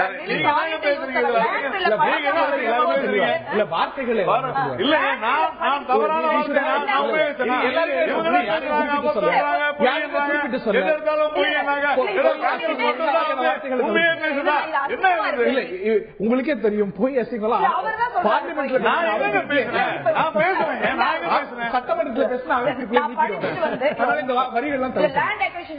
விவசாயிகள் சம்பந்தப்பட்ட ஒரு விஷயம் நான் விவசாய ஃபேமிலி ஒரு லைன் விடாம படிச்சிருக்கேன். காங்கிரஸ் போட்ட காலத்திலேயே ஒரு லைன் விடாம படிச்சிருக்கேன். That's what we do. நீங்க உங்களுக்கு நல்லா தெரியும். நீங்க ராகுல் காந்தி பத்தி ஒரு லைன் சொன்னீங்க. பட்டாபர்சூர்ல விவசாயிகள் போராடிய போது அவர் கூட நடந்தப்ப யூத் காங்கிரஸ் தான் அந்த மொத்த பாத யாத்திரை நடந்துச்சு. நாங்க we are all reading that. ரெண்டாவது அவர் சொல்றது, ஒரு குடும்பத்துக்கு ஒரு நபருக்கு வேலை கொடுக்கணும் அப்படிங்கிறாரு. அது வல்ல ஒரிஜினல் பில் இருக்கிறது. அந்த தொழில் தொடங்கி நடக்கப்படுது, எத்தனை பேருக்கு வேலை கொடுக்க முடியுமோ அத்தனை பேருக்கு கொடுக்கணும். அதை அவர் முன்னையே சொன்னாரு டாக்டர் சுமன். எவ்வளவு பேர் பாதிக்கப்படுகிறார்களோ, கூலி தொழிலாளர்கள், உங்களுக்கு குத்தகைதாரர்கள், அதை ஒட்டி சிறு வியாபாரம் செய்பவர்கள், இவர்களுக்கு அனைவருக்கும் காம்பன்சேஷன் வேணும்ங்கிறதா விவசாயி. நான் என்ன ஒரு சிம்பிள் கேள்வி கேட்கிறேன், நிலம் என்னது? நீங்க யாரு என்ன கேட்காம எடுத்துட்டு போறீங்க? நீ சம்பாரி, எனக்கு அதை பத்தி பிரச்சனை இல்ல. இப்ப நான் போய் நான் விவசாயியா இருந்துகிட்டு நான் விவசாயம் பண்றேன் அப்படின்னு சொல்லி ஒரு டாட்டாவே ஒரே நிமிஷம்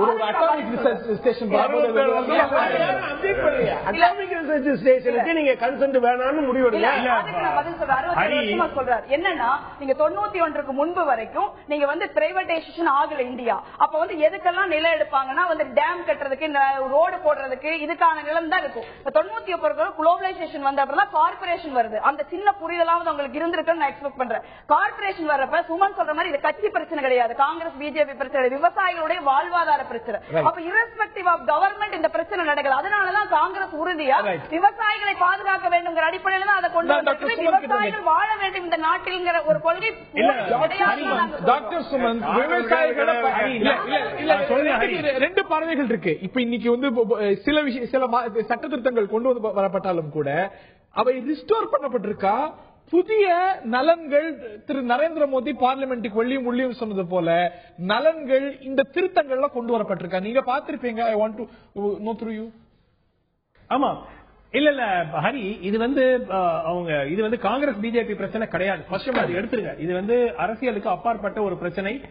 எந்த ஒரு விவசாயியை இந்தியா முழுவதும் பாதிக்கக்கூடிய ஒரு பிரச்சனை. ரெண்டாவது விஷயம், நம்ம நாட்டுல வந்து எப்பவுமே வந்து சிக்கல் இம்ப்ளிமெண்டேஷன் தான். சட்டத்துல வந்து பெரிய தவறுங்கிறது கிடையாது. அதனாலதான் இந்த பாதுகாப்பு வளையம், இந்த விவசாயிகளுக்கு கொடுக்கப்படும் பாதுகாப்பு எப்பவுமே 2 படி அதிகமா இருக்க வேண்டிய காரணம் ஏன்? சட்டத்துல என்ன இருக்குதோ அதை பத்தி அமல்படுத்தும் போது யாரும் கண்டுக்கிறதே கிடையாது.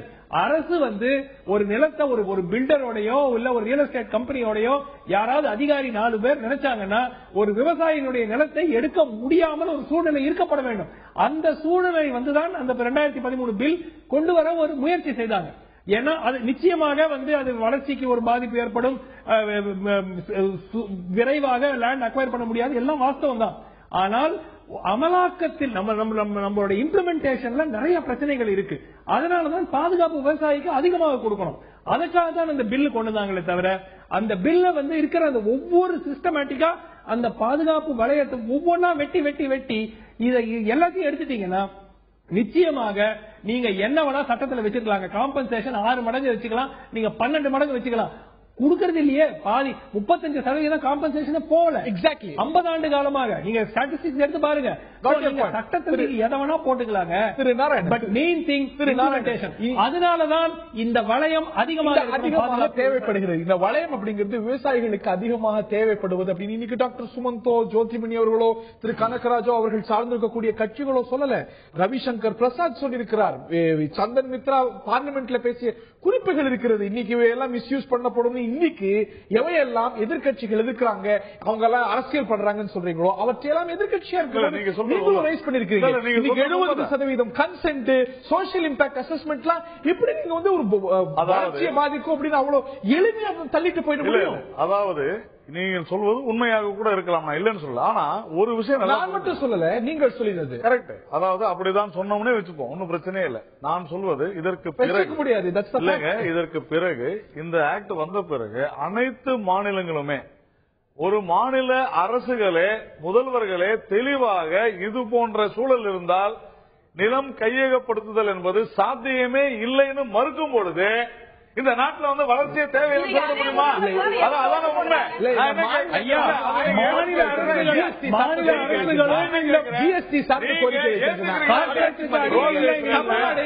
காவிரி சார்ந்த ஒரு கோரிக்கை வைக்குது, அது உங்களுக்கு ஹரியானா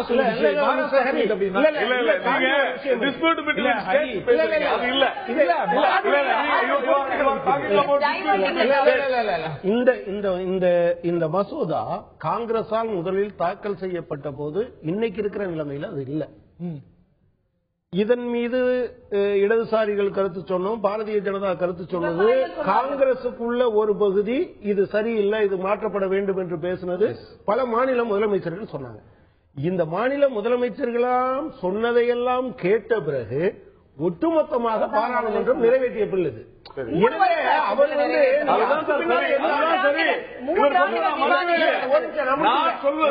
அதற்கு பிறகு இது இம்ப்ளிமெண்டேஷன்ல தான் ப்ராப்ளம் வருது. 8 மாசத்துல சார் ஒரு ரிப்போர்ட் வந்திருக்கு சார். இல்ல ஒரு ரிப்போர்ட் வந்திருக்கு, வினோதமா இருக்கு. இல்ல ஒரு ரிப்போர்ட் வந்திருக்கு. இந்த 8 மாசத்துல நீங்க இந்த புதிய மசோதா வந்ததுனால என்னென்ன பாதிப்புகள் ஏற்பட்டது, என்னென்ன தொழில்கள் முடங்கியதுன்னு அரசாங்கம் விளக்கணும். ஏன்னா ஒரு ஒரு தனியார் நிறுவன ரிப்போர்ட்ல எந்த பெரிய பாதிப்பும் எந்த ப்ராஜெக்டும் நில ஆர்ஜித மசோதாவில முடங்கல.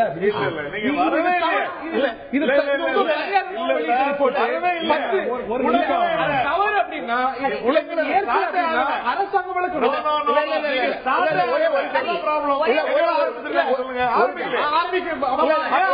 பாதிப்பில்லை. நடந்து முடிஞ்சது அதுல எல்லாம் பரவாயில்ல. நீங்க இது ஸ்டார்ட்டே ஆகல. It is a given.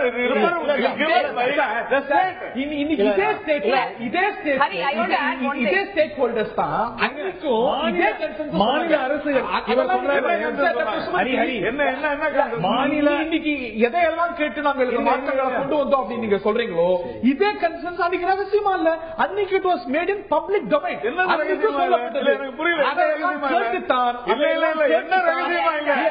என்ன எல்லாம் கேட்டு இதை டிஸ்கஸ் பண்ணல பார்லிமெண்ட்ல. காங்கிரஸ் ரெஃப்யூஸ் டு டிஸ்கஸ் நடந்த ஒரு விஷயத்தை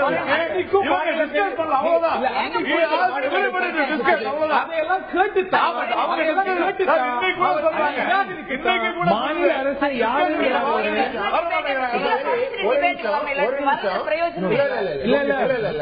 லேண்ட் அக்விசிஷன் ஆக்ட் கடந்த மாநில அரசுகளும் என்னங்க மாநில அரசு கார்ப்பரேட் இன்ஃப்ளூயன்ஸ் இருக்காதா? இல்ல இல்ல ஒரு நிமிஷம் மாநில அரசு கார்ப்பரேட் இன்ஃப்ளூயன்ஸ் இருக்காதா? ஏன் இருக்காது? இருக்கக்கூடாது. சுமன் சார் வந்து வேலை பார்க்கணும்.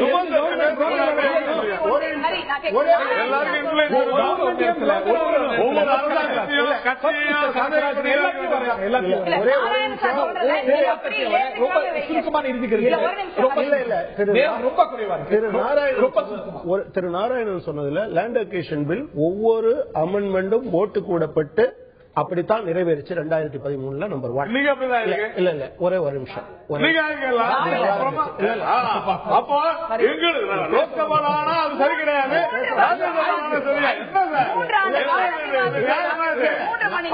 பார்லிமெண்ட்ல போட்டா இது மெஜாரிட்டி வந்துருச்சு முடிஞ்சு போச்சா? இது தவறான வாதம்.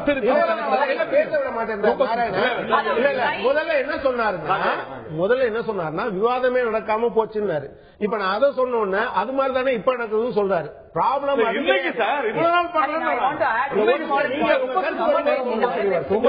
அவர் வரும்போது சொல்லட்டும். ஏன் அவர் பேசும்போதெல்லாம் நான் புரியல. ஒரே ஒரு கேள்வி, எந்த மாநிலத்தில் எந்த ப்ராஜெக்டுக்காக நிலம் கையகப்படுத்த முயற்சி செஞ்சு அதனால் முடியாம போனதுன்னு எந்த மாநிலம் எந்த ப்ராஜெக்டுக்காக சொல்லி இருக்குன்னு சொல்ல ரொம்ப சுருக்கமா திரு நாராயணன் நிகழ்ச்சி நிறைவு. அதாவது இவர் என்ன சொல்றாரு, அந்தந்த மாநிலம் கடிதம் எழுதிய போது அல்லது சொல்லிய போது இந்த ப்ராஜெக்ட் இதனால இருந்துச்சுன்னு சொல்றாங்க. கடிதமே என்ன சொல்றாங்கன்னா இது போன்ற இது இருந்தாக்க சொன்னது நாங்க இல்ல, எல்லா மாநிலம் சொல்லிருக்குது.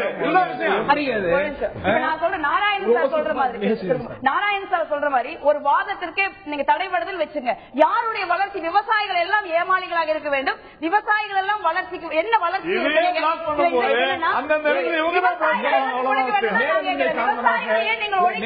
காரணமா நிகழ்ச்சியை நிறைவு செய்தாக வேண்டும். இதே விஷயத்தை மிக விரிவாக நாடாளுமன்ற மக்களை விவாதித்தது.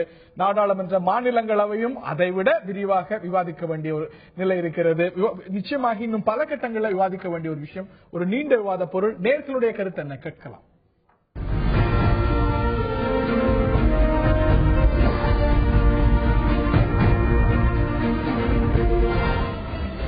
நிலம் கையகப்படுத்தும் சட்டம் நன்மை தரும் என்று 9%, இந்த முறையில் பயன் தராது என்று 80%, இப்போது கணிக்க முடியாது என்று 11% சொல்லியிருக்கிறார்கள். அரசாங்கம் இப்பொழுது கொண்டு வரக்கூடிய இந்த வடிவத்திலான சட்டம் நன்மை தரும் என்று 9%, பயன் தராது என்று 80%, இப்பொழுது கணிக்க முடியாது என்று 11% சொல்லியிருக்கிறார்கள். இது மக்களுடைய கருத்து. இது நாடாளுமன்ற மக்களவையில் நிறைவேறுகிறது.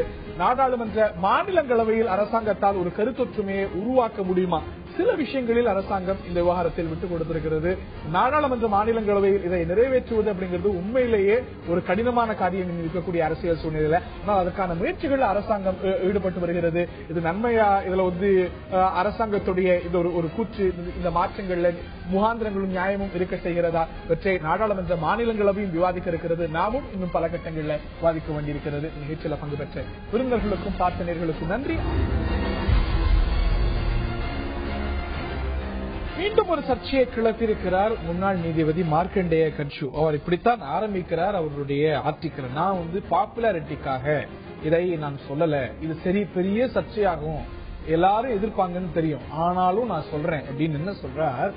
தேசத்துடைய தந்தை மகாத்மா காந்தியை பிரிட்டிஷுடைய ஏஜென்ட் என்றார். பிரிட்டிஷுடைய பிரித்தாளும் கொள்கையை ஊக்குவித்தவர் அல்ல அதற்கு துணை போனவர் என்று குற்றம் சாட்டுகிறார் மார்க்கண்டேய கட்சு. இதில் முகாந்திரம் இருக்கிறதா? இதற்கு எந்த ஒரு ஆதாரத்தையும் அவர் கொடுக்கல. அவருடைய பார்வையை வெளிப்படுத்துகிறார். தேசத்துடைய தந்தைய, அதுவும் இன்னைக்கு அதற்கான இந்த ஒரு குற்றச்சாட்டுக்கு எந்த அவசியமும் காரணமும் இல்லாத ஒரு சமயத்துல இந்த மாதிரியான ஒரு குற்றச்சாட்டு எப்படிப்பட்டது அப்படிங்கிற ஒரு கேள்வி நிச்சயமா எழுந்திருக்கிறது. அதோடு அவர் நிறுத்திக்கல. ஹிட்லரால தான், அடால்ஃப் ஹிட்லரால தான் இந்தியாவுக்கு விடுதலை கிடைத்ததுங்கிற ஒரு கோணத்துல இன்னொரு ஆர்டிக்கல் எழுதுகிறார். இதெல்லாம் நிச்சயமாக தலையை கிறங்க செய்கிறது அப்படின்னு சொன்னால் மிக அல்ல. இதை பற்றி விவாதிப்போம். மார்க்கண்டேய கட்சியுடைய இந்த சர்ச்சைக்குரிய கருத்தை பற்றித்தான் இந்த நிகழ்ச்சியில் விரிவாக நாம் விவாதிக்க இருக்கின்றோம். இந்த நிகழ்ச்சியில் நம்முடைய காங்கிரஸ் கட்சியை சேர்ந்த ஜோதிமணி அவர்களும் அதே போல இந்து மக்கள் கட்சியை சேர்ந்த திரு ராம ரவிக்குமார் அவர்களும் நம்முடைய இணைந்திருக்கிறார்கள். நான் புகழை தேடவில்லை அப்படிங்கிறார். இது எந்த ஆதாரத்தையும் இந்த ஒரு குற்றச்சாட்டுக்கு கொடுக்கல. காந்தி தேசத்துடைய தந்தை, ஒரு பிரிட்டிஷ் ஏஜென்ட் அப்படிங்கிறார். அவர் தேசத்தின் தந்தையே இல்லை அப்படிங்கிற ஒரு பொருள்பட குறிப்பிடுகிறார். இதை எப்படி பார்க்கிறீங்க? இல்ல, மார்க்கண்டேய கட்சி சொல்றதுல நம்ம சீரியஸா எடுத்துக்கணுமான்னு எனக்கு தெரியல. ஏன்னா அவர் எந்த அளவுக்கு டெராகேட்டரியா சொல்லியிருக்காருன்னு பாருங்க. பிஜேபி சேர்ந்த ஷாஷியா இலாமி அவங்கள பொண்ணுங்க, அழகழகான பொண்ணுங்க அரசியல அந்த வேடிக்கையாவது பாக்கலாம், வேற என்ன பாக்குறதுன்னு சொல்றாரு. ஒரு முன்னாள் நீதிபதி, உச்ச நீதிமன்ற நீதிபதி, நீங்க பெண்களை மட்டும் அந்த ஸ்டேட்மெண்ட் அவமானப்படுத்தல, ஒரு இந்திய உலகமெங்கும் புகழப்படுற இந்திய ஜனநாயகத்தை அவர் அவமானப்படுத்துறாரு. அன்னைக்கு இதே மாதிரி ஒரு சர்ச்சை வந்தது. இது நம்ம ஒரு இந்தியால காந்தியை பத்தி ஒரு நானோ நீங்களோ விளக்கணும்னு அவசியம் கிடையாது. ஏன்னா ஒரு அந்த மூவ்மெண்ட் எப்படி வந்தது நம்ம பார்த்தோம். காந்தி வரல அப்படின்னா பிரிட்டிஷ் அன்சேலஞ்சா இருந்திருப்பாங்க. அவர் இங்க வர்றப்போ ஒரு பெரிய தென்னாப்பிரிக்காவில மிகப்பெரிய சுதந்திர ஒரு மிகப்பெரிய உரிமை போராட்ட பின்னணியில காந்தி இங்க வர்றாரு. கோகலேவுக்கும் காந்திக்கும் தென்னாப்பிரிக்கா சார்பா இருந்த உறவுல அன்றைக்கு காங்கிரஸ் கமிட்டியின் தலைவராக இருந்த, அகில இந்திய காங்கிரஸ் கட்சியின் தலைவராக இருந்த கோகலே காந்தி திரும்பணும், அங்க இருக்கிற சத்தியாகிரக வழிமுறைகள் இந்தியாவுக்கும் வரணும்னு சொல்றாரு. அதற்கு முன்பு இருந்த காங்கிரஸ் ஒரு இலைட்டான ஒரு கிளப்பா இருந்த காங்கிரஸ் நீங்க வெகுஜன மக்களினோட மூவ்மெண்ட், அது காங்கிரசினுடைய மூவ்மெண்ட், காந்தியினுடைய மூவ்மெண்ட் கிடையாது. இந்திய மக்களினோட சுதந்திர போராட்டம். அதை அதற்கான பிளாட்ஃபார்மா காங்கிரஸ் மாத்தினவர் காந்தி. நான் காந்தி அவர் கொச்சப்படுத்துறாருன்னு நினைக்கல. இந்திய மக்களுடைய சுதந்திர போராட்டத்தை எவ்வளவு பேர் இறந்து போயிருக்காங்க, எவ்வளவு பேர் கொடூரமா தாக்கப்பட்டிருக்காங்க, பல பேர் திருமணம் செய்து கொள்ளாம வாழ்க்கையை தியாகம் பண்ணிருக்காங்க. இந்த மாதிரி நம்ம பார்த்த சத்தியாகிரகத்திலாம் எவ்வளவு தூரம் ஆயுதம் இல்லாத போராட்டம் நம்ம நடத்தினது. அதுல எவ்வளவு பேர் கொடூரமாக தாக்கப்பட்டிருக்கிறார்கள், அந்தமான் சிறையில் ஆயுள் தண்டனை வைக்கப்பட்டிருக்கிறார்கள். பெண்கள் ஆண்கள் என்று வித்தியாசம் இல்லாமல் ஒரு ஒட்டுமொத்த தேசம் தன்னை பலி கொடுத்து நடந்த ஒரு இயக்கம் அது. அதை போய் ஹிட்லர் தான் பண்ணாரு. அவருடைய வரியை நான் கோட் பண்ண விரும்புறேன். It is not Gandhi who gave us independence, but Adolf Hitler. Rama Ravikumar அவர்கள்ட்ட கேட்க விரும்புகிறேன். திரு ராம ரவிக்குமார், அவர் பிரிட்டிஷ் அரசாங்கத்துடைய பிரித்தாளும் கொள்கைக்கு துணை போனார். அவர் ஒரு மதத்துக்கு மட்டும் சார்பாக நடந்து கொண்டார் அப்படிங்கிற பொருள்பட மார்க்கண்டேய கட்சி கருத்து தெரிவித்தார். உங்களுடைய பார்வை? நான் மார்க்கண்டேய கட்சிக்கு வக்கீல் கிடையாது. பேசிய எல்லா கருத்துக்களுக்கும் ஆதரிப்பவனும் கிடையாது. காந்தி அவர்கள் தனிப்பட்ட முறையில் ஒரு தீவிரமான ஹிந்து. ஆனால் காந்தி ஹிந்து என்கின்ற ஒரு காரணத்தினால்தான் முஸ்லிம்கள் பயந்தார்கள் என்று கட்சி சொல்வது நான் ஏற்றுக்க முடியாது.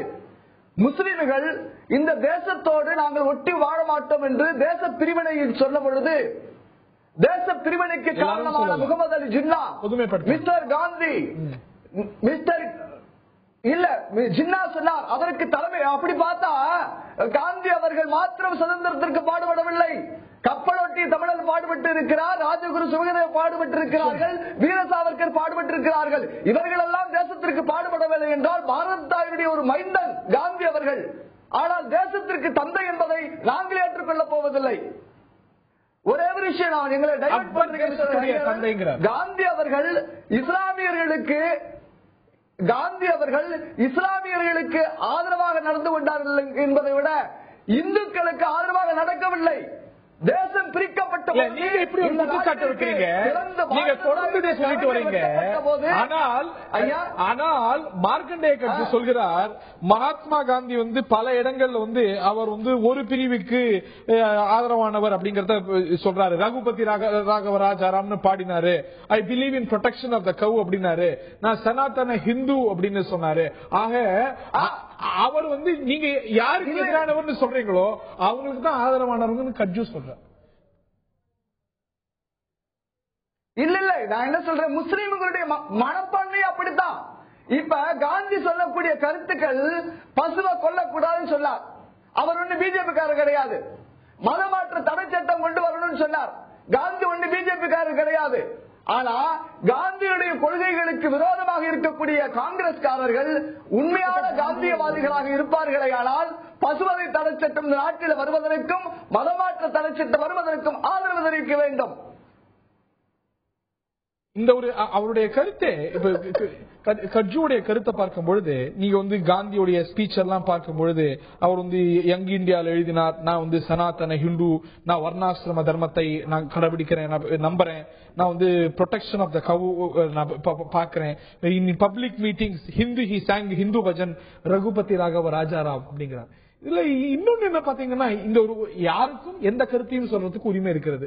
Mahatma Gandhi is not about criticism. ஆனா ஒரு குற்றச்சாட்டு வைக்கும்போது பிரிட்டிஷோட ஏஜென்ட் அப்படிங்கிறது சாதாரண குற்றச்சாட்டு அல்ல. அந்த ஒரு குற்றச்சாட்டை வைக்கும் பொழுது அதற்கு ஆதாரங்கள் கொடுக்கணும். எதுவுமே இல்லாம அவர் அப்படி பாடினார், அப்படி சொன்னார், இப்படி வச்சார், அதனால அவருடைய ஏஜென்ட் அப்படிங்க சொல்றது அப்படிங்கிறது, அவர் ஒரு பொது வாழ்க்கையில் இருந்தவர், நீதிபதியா இருந்தவர், இப்படி எப்படி அவரால் சொல்ல முடியும்? இல்ல காந்தி நான் விமர்சனத்துக்கு அப்பாற்பட்டவன் எங்கேயுமே சொல்லல.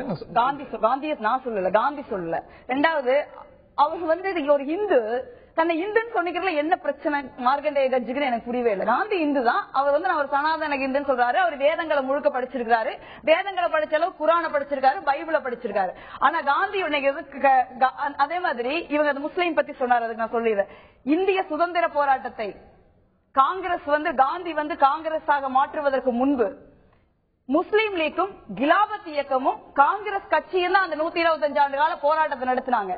அன்னைக்கு ஆங்கிலேயர்களுடன் இருந்து இவங்க சொன்னாரு, வீர சவார்கர் முதற்கொண்டு அந்தமான் ஜெயில ஆங்கிலேயர்களுக்கு என்னை விட்டால் போதும் மன்னிப்பு கடிதம் எழுதி கொடுத்துட்டு வந்தவர் இவங்க.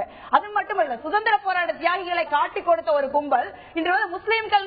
இது ஒரு மலினமானது. இன்னைக்கு நிறைய பேருக்கு வரலாறு தெரியாம இருக்கு. இந்த யங்ஸ்டர்ஸ் கம்ப்யூட்டர் மயமானதால வரலாறு தெரியாம கிலாபத் இயக்கம் முஸ்லீம் லீக்கும் காங்கிரஸ் சுதந்திர போராட்டத்தை நடத்திய பொழுது இவர்களுக்கு ஆங்கிலேயர்கள் ஆதரவாக அடிப்படையாக இருந்தார்கள். ஒண்ணு. இரண்டாவது ரெண்டு பேருமே ரெஸ்பான்சிபிளா ரொம்ப தவறான சுதந்திரம் அடைந்த பொழுது RSS அலுவலகத்துல நீங்க ஒரு துக்கம் அனுசரித்தார்கள். 2002 ஆண்டு வரை RSS அலுவலகத்தில் தேசிய கொடி பறக்காது. வரலாறு நான் வரலாறு நீங்க இல்லைன்னு சொல்லாதீங்க. அதனால இது ஒரு அப்சர்டான ஒரு வியூ தான் ராஜு வச்சிருக்க, மார்க்கண்டேய கட்சி வச்சிருக்கு. ரெண்டாவது காந்தி பத்தி நீங்க சொல்றப்ப அவர் கட்சி மேக்கிங் எ ட்வீட். சோ அப்ப அவர் அவரோட ஹிஸ்டரி ஆஃப் ட்வீட் பாத்தீங்கன்னா அவர் அப்ப என்ன தோணுதோ அதை சொல்லிட்டு இருக்காருன்னு நினைக்கிறேன். அவர் ஒரு பப்ளிசிட்டிக்கு ஆசைப்படுறாரா இல்ல ஏதோ அதை நம்ம கணிக்க முடியாது. அவர் இல்லாம கூட இருக்கலாம். அவருக்கு ஒரு தோணின கருத்தை அவர் சொல்லலாம். பட் நீங்க காந்தியை பொறுத்த வரைக்கும் பாத்தீங்கன்னா அந்த சுதந்திர போராட்டத்தை அவர் தெளிவா மக்களின் இயக்கமா தான் கட்டமைக்கிறார். அவர் எங்கேயுமே சொன்னதில்லை என்னாலதான் சுதந்திரம். தந்தை அக்பர் என்கிறார் மார்க்கண்டேய கட்சி இன்னொரு கருத்து பதிவுல. அதை பற்றி நிச்சயமாக பல கேள்விகள் எழுகின்றன. மார்க்கண்டேய கட்சி எழுப்பியிருக்கக்கூடிய சர்ச்சை இது பற்றி தான் இந்த நிகழ்ச்சியில் விரிவாக விவாதித்து வருகின்றோம். மகாத்மா காந்தி பிரிட்டிஷுடைய ஏஜென்ட் என்கிறார் முன்னாள் நீதி அரசர் மார்க்கண்டேய கட்சி. இதுதான் பல கேள்விகளை எழுப்பியிருக்கிறது. மகாத்மா காந்தியை ஏற்பவர்கள் உண்டு, மறுப்பவர்கள் இருக்கவே செய்கிறார்கள், அவர் மீது விமர்சனம் வைப்பவர்கள் இருக்கவே செய்கிறார்கள். ஆனால் இப்படிப்பட்ட ஒரு குற்றச்சாட்டை அவர்கள் கூட வைத்திருக்கிறார்களா அப்படிங்கறதுதான் மிகப்பெரிய கேள்வியாக இருக்கிறது. நான் திரு ராமரவிக்குமார் அவர்கள்ட்ட கேட்க இருக்கின்றேன். மகாத்மா காந்தியை பற்றி சொல்லக்கூடிய அவர் இன்னொன்னு சொல்றாரு, அக்பர் இந்தியாவுடைய தேச தந்தைங்கிறார். ஏன்னா அவர் தான் அந்த டைவர்சிட்டியை விரும்பினார். மகாத்மா காந்தி பார்த்தா தான் ஒரு சனாதன ஹிந்து அப்படின்னாரு, ரகுபதி ராகவராஜாராம் பாடினாரு, மாறா அக்பர் அப்படிங்கிறார். இது பைத்தியார்த்தனமா பேச்சு. இந்த நாட்டில் ராமன் தேசத்துடைய தந்தையாக இருக்க வேண்டும். அக்பர் எல்லாம் இந்த நாட்டை கொள்ளையடிக்க வந்த கொள்ளக்காரன், ஆக்கிரமிக்க வார்த்தைகள் தெளிவா ஏற்காம இருக்கலாம். ஆனா இந்திய அரசியலமைப்பு சட்டம் இன்னைக்கு வந்து ஷியாமா பிரசாத் முகர்ஜி உட்பட பங்கு பெற்று உருவான இந்திய அரசியலமைப்பு சட்டம் ராஷ்டிர நாயக், தேசிய ஹீரோஸ் அப்படின்னு சொல்லும் பொழுது ராமரையும் சொல்லுது, அக்பரையும் சொல்லுது.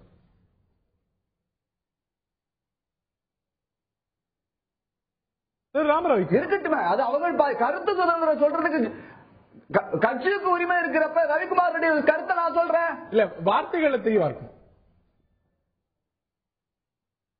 சரியா? Go ahead.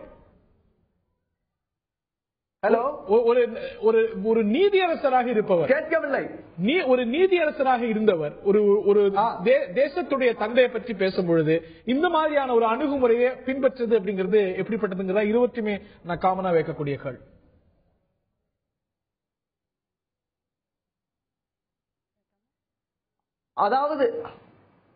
அதாவது காந்தி அவர்கள் இந்த தேசத்தில் இந்துக்கள் பாதிக்கப்படுகின்ற பொழுதெல்லாம் மௌனம் காத்தார் என்பதே உண்மை. உதாரணமாக ராஜகுரு, சுகதேவ, பகத்சிங் போன்றவர்கள் எல்லாம் தூக்கிலிடப்பட்ட பொழுது அதை எதிர்க்கவில்லை. ஆனா சுவாமி சிரதானந்தர் அவர்களை கொலை செய்த அப்துல் ரஷீத் என்கின்றவன் கொலை செய்யப்பட வேண்டும் என்கின்ற பொழுது அதை எதிர்த்தார். இது நியாயமான ஒன்றா? மீண்டும் கேட்கிறேன். இரண்டாவது, பாதிக்கப்பட்ட இந்துக்கள்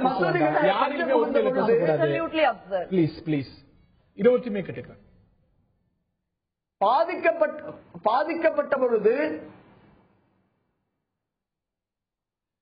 இந்துக்கள் ஆயிரக்கணக்கில் பாகிஸ்தான்ல கொலை செய்யப்படும் பொழுது அவர்களுக்கு அதற்காக இந்த நாடு சுதந்திரம் அடைந்த போது கூட உண்ணாவிரதம் இருந்தவர், அதை கொண்டாடாதவர் மகாத்மா காந்தி அப்படிங்கறத பதிவு செய்தாகணும். அவர் இந்து முஸ்லிம் வேற்றுமை பார்த்தார் அப்படிங்கிற ஒரு குற்றச்சாட்டு சொல்ற ஒரு குற்றச்சாட்டு, அவர் வந்து பிரித்தாளும் சூழ்ச்சிக்கு வித்திட்டாருன்னு. கடைசி வரைக்கும் இந்திய பிரிவினையை 2 பேர் எதுக்குறாங்க. ஒருத்தர் மகாத்மா காந்தி, இன்னொன்னு அபுல் கலாம் ஆசாத். இவங்க 2 பேருமே பிரிவினை எதுக்குறாங்க. கட்சி சொல்றது வரலாற்று ரீதியா ஃபர்ஸ்ட் தப்பு. ரெண்டாவது இவர் சொல்றது வந்து இப்படி ஒரு பொய்ய கட்டமைக்கிறாங்க. அதனால இதை நம்ம விலக்கி அழுத்து போனா கூட நீங்க தொடர்ந்து விளக்க வேண்டி இருக்கு. அதாவது முஸ்லீம்கள் கொஞ்சம் நாகரிகமா இருங்க. நீங்க பேசுறப்ப நான் கம்முன்னு தான் இருந்தேன். மேற்கு வங்காளத்தில் முஸ்லீம்கள் படுகொலை செய்யப்பட்ட பொழுது அங்கே வெறுங்காலோடு நடந்தார் மகாத்மா காந்தி. பீகாரில் இந்துக்கள் படுகொலை செய்யப்பட்டது, அங்க வெறுங்காலோடு நடந்தார் மகாத்மா காந்தி. இந்தியா சுதந்திரம் அடைஞ்சு இந்தியாவே கொண்டாடி கொண்டிருந்த ஒரு மனநிலையில் ஒரு தனியொரு மனிதராக இந்துக்களோ முஸ்லீம்களோ கொல்லப்பட்டவர்களுக்கு, பாதிக்கப்பட்டவர்களுக்காக வெறுங்காலோடு நடந்த ஒரு கிழவரை பத்தி நம்ம இன்னைக்கு வந்து வரலாற்று பிரிவை பத்தி பேசிக்கிட்டு இருக்கிறோம். அன்னைக்கு வந்து அந்த காந்தியின் அன்னைக்கு வந்து அப்படி ஒரு மனிதரை தான் அவர் வந்து இந்துக்கள் பாதிக்கப்பட்டால் அங்க போய் நிற்கிறாரு, முஸ்லீம்கள் பாதிக்கப்பட்டால் அங்க போய் நிற்கிறாரு. அப்படி ஒரு தலைவர் இருந்தால் நாம் வெறியாட்டம் போட முடியாது என்கிற ஒரே சூழல்னாலதான் இவங்க அவரை கொண்டாங்க. இன்னைக்கு வந்து கோட்ஸே எல்லாம் இருக்கிறாங்க. இன்னைக்கு நான் தெளிவா சொல்லுவேன், RSS தான் அவங்களை கொண்டு இன்னைக்கு கோட்ஸே தான் தலைவர் சொல்றாங்களா இல்லையா? தவறான பதிவு. இந்திரா காந்தி ஆட்சி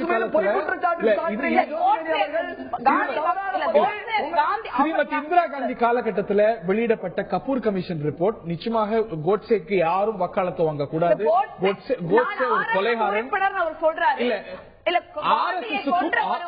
காந்தி வந்து தேசபக்தர் இல்ல, கோட்ஸே தான் தேசபக்தர் இன்னைக்கு சொல்றாங்க. அப்படி சொல்கிற தைரியம் ஏன் வருது நான் கேக்குறேன். நிச்சயமாக திரு ராமரவிக்குமார் அதற்கு விளக்கம் கொடுக்கணும். ஆனா வந்து கபூர் கமிஷன் ரிப்போர்ட் நிச்சயமாக பார்க்கப்பட வேண்டியது அது ஸ்ரீமதி இந்திரா காந்தி காலகட்டத்தில் வெளிவந்த ஒரு ரிப்போர்ட் அப்படிங்கறதையும் சொல்லணும். பட் அது வந்து அவர் RSS RSS உறுப்பினரா இல்லையாங்கறத பத்தி அந்த ரிப்போர்ட் எதுவுமே சொல்லல.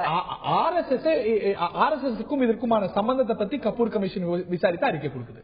எஸ் திரு ராமரவிக்குமார் ஒரு பொறுப்பில் இருக்கக்கூடிய எஸ் கோ ஹெட். ஐயா சொல்லுங்க. உங்கள் மீதான விமர்சனம் எங்க வருது அப்படின்னா, நீங்க கோட்சேக்கு சிலை வைப்பதை நியாயப்படுத்தும் பொழுது அவர் ஒரு தேசியவாதின்னு சொல்லும்போது, ஒரு நேஷனல் ஹீரோ அப்படின்னு சொல்லும்போது இந்த விமர்சனம் சேர்ந்து வருது. கட்சி அவர் பைத்தியக்காரத்தனம் சொன்னாரு. அவர் கட்சி சொல்றதா வேற மாதிரி சொல்றாங்க. அதான் ஏங்க ஒரு விஷயம், நாங்க கோட்சையை ஆதரிப்பவர்கள் இல்ல, காந்தி எதிர்ப்பவர்களும் இல்ல. ஏன் சொல்றேன்னா, முதல்ல ஜோதிமணி அவர்கள் சொன்னது இதே நிகழ்ச்சிகள்ல கோட்சே இந்த நாட்டுடைய தேச தந்தைய கொன்ற கோட்சேவுக்கு சிலை வைப்பதை நீங்க நியாயப்படுத்தி பேசியது இல்லையா? ஏன் வைக்க கூடாதுன்னு கேட்டது இல்லையா? உங்களுடைய கட்சி உங்களுடைய கேட்டது இல்லையா? ஏங்க ஒரு விஷயம், அது இந்து மக்கள் கட்சி சிலை வைக்கணும்னு சொல்லவே இல்லையா? இல்ல அதை ஆதரிப்பது போல சிலை வைப்போம் சொல்லி எங்க சொல்லிருக்கலாம். அது பற்றிய கேள்வி வரும்போது உங்கள் கட்சியை சேர்ந்த பிரமுகர்கள் அதுல என்ன தவறு இருக்குங்கிற ரீதியில் தான் நீங்க இல்ல அதாவது நீங்க எப்படி சொல்றீங்கன்னா, காந்திய கொன்ற கோட்சே அவரே என்ன சொல்றாரு, திருவாளர் கோட்சே அவர்கள் காந்தி மதிக்க தகுந்த மகாத்மா, அவருடைய முழுக்க வாக்குமூல புத்தகம் என்று இருக்கு, உங்களுக்கு வேணா நான் தெரிவிச்சு தர்றேன். காந்தியை அவர் மதிக்கின்றார். ஆனால் காந்தி சில விஷயங்களில் மாறுபடுகின்ற நிலை எடுக்கின்றதுதான் கோபத்மா வருது. நான் RSS இருந்திருக்கேன், ஆனா கொள்கை பிடிக்கல. வீர சாவர்கரோடு இருந்திருக்கேன், கொள்கை பிடிக்கல. மாறுபட்டு இருக்கிறார் கோட்சே. அவருடைய வாக்குமூல புத்தகம் இருக்கு, உங்களுக்கு வேணா அந்த புத்தகம் தெரிவிச்சு தரேன். என்னுடைய கேள்வி, அந்த ஆளுக்கு சிலை வைப்பதை நியாயப்படுத்தும் பொழுது இந்த ஒரு விமர்சனம் சேர்ந்தே வருது இல்லையா? ஏங்க அப்படி பார்த்தா மார்க்கண்டே கட்சி என்னவெல்லாம் சொல்லிருக்காரு, அக்பர தேசத்தந்தன் சொல்லிருக்காரு, அதை எப்படி ஏத்துப்பீங்களா? நிச்சயமா.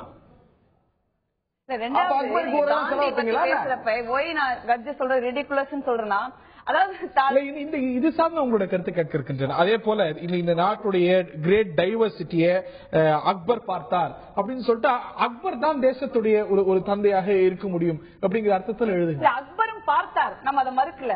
ஏன்னா காந்தி அவர் டீமீன் பண்றதுதான் பிரச்சனை. ஏன்னா நீங்க தேசபக்தி பேர் இந்த மாதிரி பட்டம் எல்லாம் சிரிப்பா தான் வருது. நீங்க தன்னுடைய ஆடையை கலைந்து மதுரையில் இருக்கிற விவசாயிகள் அரையாடை அணிந்திருக்கிறார் என்பதற்காக தான் உடுத்தியிருந்த ஆடையை கணிந்து நீங்க வட்டமேசை மாநாட்டுக்கு ஒரு கோவணத்தோடு போக முடிந்த ஒரு மனிதர் ஒரு பட்டத்துக்கு ஆசைப்பட்டிருப்பாரு. நீங்க தேச தந்தையை காந்தியா வைக்க சொன்னார். இது irrelevant. நம்ம காந்தியை பத்தி பேசுறோம் அப்படின்னா என்ன வேல்யூஸ்க்காக காந்தி வாழ்ந்தார் நம்ம சொன்ன சனாதன இந்துன்னு அவர் சொல்லியிருக்காரு. ஒரு சனாதன இந்து ஏன் போய் முஸ்லீம்கள் பக்கம் அவர்கள் பாதிக்கப்பட்ட போய் நிக்கிறாருன்னா, எனக்கு இந்து மதம் அதைத்தான் தெளிவா சொல்றது. எல்லாரும் சமம், எல்லா உயிர்களும் சமம் அப்படின்னு சொல்றது. இன்னொரு ஃபேக்ட் அவர் சொன்னாரு, பாகிஸ்தான் போயிட்டாங்க முஸ்லீம்கள் தான். பாகிஸ்தானில் வாழ்கிற முஸ்லீம்களை விட இந்தியாவில் வாழ்கிற முஸ்லீம்களின் மக்கள் தொகை அதிகம், நம்ம எல்லாருக்கும் தெரியும். நான் சொன்ன மாதிரி சுதந்திர போராட்டத்துல அவங்க திப்பு சுல்தானும் ஹைதர் அலியும் 125 வருஷம் போராடி இருக்காங்க. அப்படி போராடின எந்த மன்னர்களையும் நம்ம இந்திய வரலாற்றுல சொல்ல முடியாது.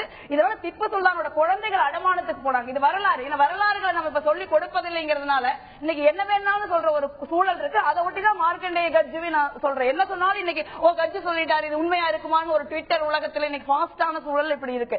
இதை பொறுத்தவரை கட்ஜு மாதிரி நீதியரசர்கள் அவர்கள் இண்டிவிஜுவலா இருந்தா கூட அவர்கள் கடந்த காலத்தில் வகித்த பதவிக்கு ஒரு மரியாதை இருக்கிறது. அதை கருத்தில் கொண்டு இப்ப கட்ஜு அவர்கள் அவர் நீதியரசரா இருந்த காலத்துல நிறைய தீர்ப்புகளை சொல்லியிருக்காரு. அவர் மீது பெரிய விமர்சனங்களை வைக்கிற அளவுக்கு நம்ம பெரிய ஆள் கிடையாது. இருந்தா கூட அவங்கள மாதிரி மூத்தவர்கள் ஒரு பொறுப்போடு கருத்துக்களை சொல்லணும்னு நான் நினைக்கிறேன். இறுதியான கருத்து நான் கேட்க விரும்புகிறேன். தேசத்தின் தந்தையாக எல்லாராலும் மதிக்கப்படக்கூடிய மகாத்மா காந்தியை இது போன்று விமர்சிப்பது, ஒரு பிரிட்டிஷ் ஏஜென்ட் என்று சொல்வது அப்படிங்கறதெல்லாம் ஏற்கக்கூடிய கருத்தே அல்ல என்பதை நீங்கள் மறுக்க மாட்டீர்கள் தானே திரு ராமரவிக்குமார்? நீங்க தேசத்துடைய தந்தை அப்படிங்கிற ஒரு கேள்வி புரியல. நான் மறுக்கல. பிரிட்டிஷ் ஏஜென்ட்ங்கிறத அவர் சொன்னதை நான் மறுக்கிறேன். பிரிட்டிஷ் ஏஜென்ட் சொன்ன வார்த்தைய நான் மறுக்கிறேன். பிரிட்டிஷ் ஏஜென்ட் சொன்ன வார்த்தையை நான் மறுக்கிறேன். அதே நேரத்தில் காந்தியுடைய கனவு திட்டமான காந்தி ஆதரித்த, அவர் ஒரு இந்து என்பது மட்டுமல்ல ஒரு அரசியல் தலைவராக ஆதரித்த ராமராஜ்யம் இந்த நாட்டில் வர வேண்டும், பசுவதை தடை சட்டம் வர வேண்டும், மதமாற்ற தடை சட்டம் வர வேண்டும். இதற்கு காந்தியினுடைய கொள்கையை ஏற்றுக்கொண்டிருக்கக்கூடிய காங்கிரஸ்காரர்கள் ஆதரவு தெரிவிக்க வேண்டும் என்பதுதான் என்னுடைய நிறைவு கருத்து. சொன்ன ராமராஜ்யம் பஞ்சாயத்து ராஜ். ஐயோ கடவுளே. பசுவதை பற்றி அவர் சொன்னார், நிச்சயமாக சொன்னார். மதமாற்ற தடை சட்டம் பற்றி மகாத்மா காந்தி சொன்னாரான்னு என்னுடைய சிற்றறிவுக்கு தெரியல. இந்த நிலையில் நிகழ்ச்சியை நிறைவு செய்தாக வேண்டும். இந்த நாட்டுடைய தேச தந்தை என எல்லாராலும் போற்றப்படக்கூடிய மகாத்மா காந்தியை பிரிட்டிஷ் ஏஜென்ட் என்று மார்க்கண்டேய கட்சி இந்த நாட்டுடைய முன்னாள் நீதியரசர் சொல்லியிருப்பது நிச்சயமாக அதிர்ச்சியை ஏற்படுத்தியிருக்கிறது. கருத்து சுதந்திரம் எல்லாருக்கும் இருக்கிறது. ஆனால் இந்த அளவுக்கு மகாத்மா காந்தியை ஒரு ஆதாரம் இல்லாமல் ஒரு நீதியரசர் வெறும் தன்னுடைய பார்வைகளின் மூலமாக இப்படி கொச்சைப்படுத்துவது அப்படிங்கிறது, முன்னாள் நீதியரசர் சொல்வது சரியா அப்படிங்கிற ஒரு கேள்வியும் சேர்ந்து இருந்திருக்கிறது. நிகழ்ச்சியில் பங்கு பெற்ற ஜோதிமணி அவர்களுக்கும் அதே போல ராம ரவிக்குமாருக்கும் பார்த்த நேயர்களுக்கும் நன்றி தெரிவித்து விடைபெறுகின்றோம். வணக்கம்.